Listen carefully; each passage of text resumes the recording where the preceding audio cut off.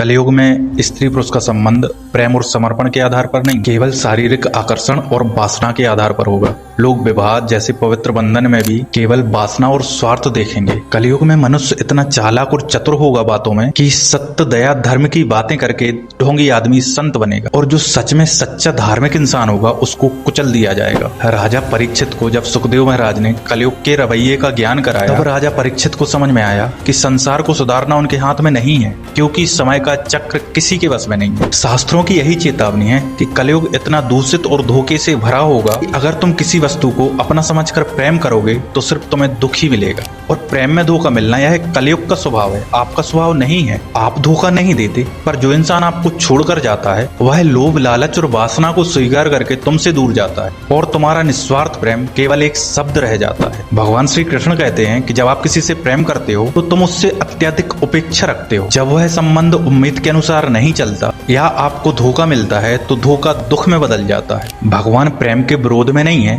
बल्कि वह कहते हैं अत्यधिक मोह यानी कि आसक्ति छोड़ दो। कलयुग में सब कुछ माया का प्रभाव है। यहाँ शांति और सच्चा प्रेम ढूंढोगे तो आपको यहाँ निराशा ही मिलेगी, क्योंकि कलयुग की प्रकृति तोड़ने की है। जय श्री कृष्ण।